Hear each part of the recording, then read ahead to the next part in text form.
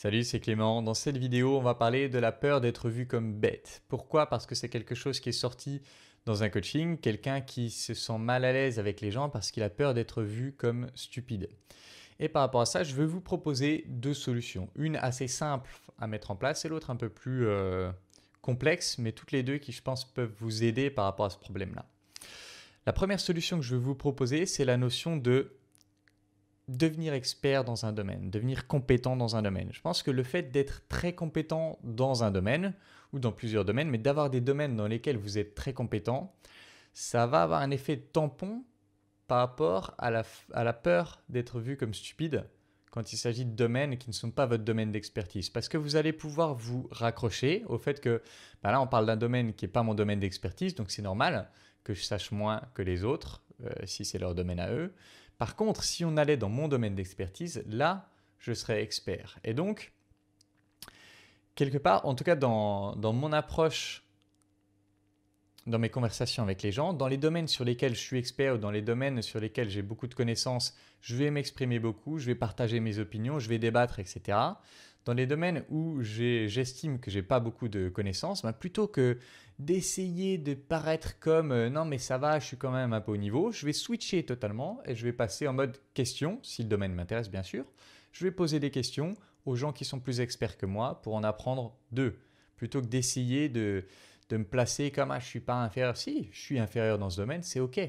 Pourquoi je suis OK avec le fait d'être inférieur dans ce domaine? C'est parce que je sais qu'il y a d'autres domaines dans lesquels je suis super compétent.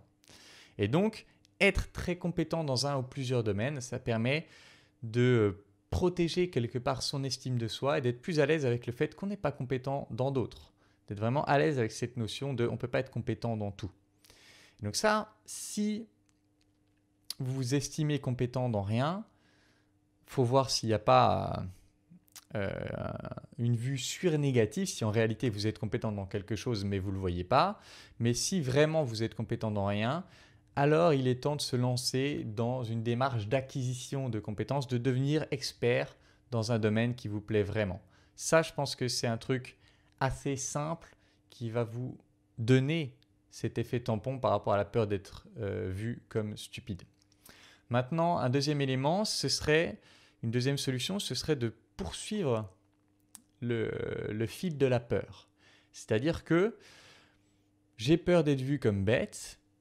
Quelle est la peur derrière ça?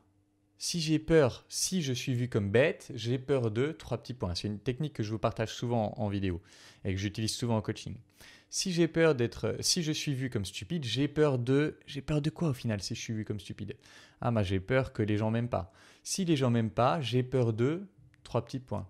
De quoi est-ce que j'ai peur si les gens m'aiment pas? J'ai peur d'être seul. Si je suis seul, j'ai peur de 3 petits points. Quoi? J'ai peur de, je sais pas, par exemple, j'ai peur de déprimer, de plus avoir envie de vivre, de plus avoir envie de faire des choses dans la vie.